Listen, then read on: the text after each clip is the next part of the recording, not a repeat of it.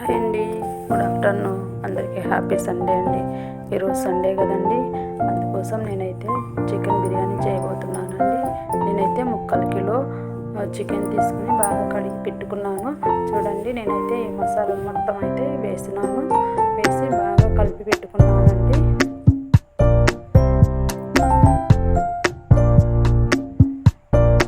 చాలా బాగా మిక్స్ పట్టాయి, అంతా బాగా కలుపుకున్నాను. ఈ ఫ్రై చేసినటువంటి వీడియో అయితే ఫస్ట్ పెట్టలేదండి, అందుకని ఇప్పుడు చూపిస్తున్నాను. అవి ఫ్రై ఆనియన్ కూడా వేసి బాగా కలిపి ఫ్రిడ్జ్లో అయితే ఒక 15 నిమిషాలు పెట్టుకున్నానండి.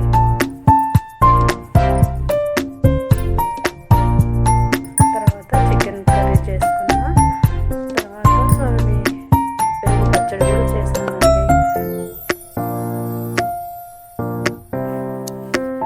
ఇప్పుడైతే మనం తీసుకున్న క్వాలిటీకి రైస్ అయితే ఒక వంతు తీసుకుంటే 4 వంతుల వాటర్ వేసి బాగా మరిగించుకోవాలి. దాంట్లో బిర్యానీ దినుసులు, కొత్తిమీర, పచ్చిమిర్చి, ఆయిల్, ఫ్రై ఆనియన్, బిర్యానీ వేసి బాగా సాల్ట్ కూడా వేయాలండి. బాగా మరిగించుకోవాలి. ఇటు సైడ్ అయితే నేను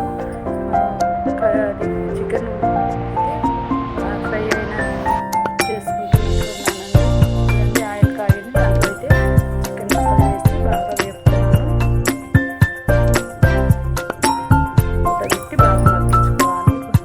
ఇంతవరకు ఇవైతే వాటర్ వేసి కాగినాయి. దాంట్లో ముందుగా నానబెట్టుకున్న రైస్ అయితే వేసి బాగా ఉడికించుకోవాలండి.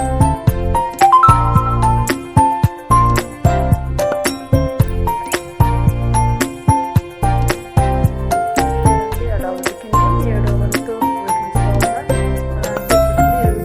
బాగా ఇప్పుడు తీసి మనం ముందుగా ఉడికించుకున్నటువంటి చికెన్లో అయితే ఈ రైస్ వేసుకోవాలండి.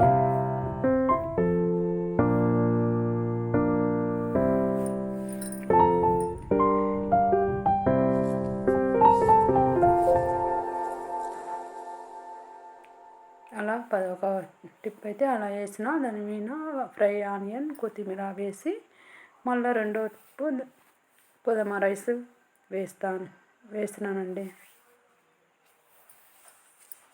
మళ్ళీ పైన అయితే మిగిలిన ఫ్రై ఆనియన్, కొత్తిమీర వేసి గార్నిష్ చేసి మూత పెట్టిన. చూడండి ఎంత బాగా అయితే వచ్చిందో.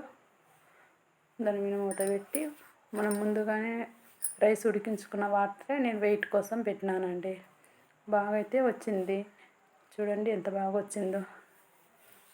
హై ఫ్లేమ్లో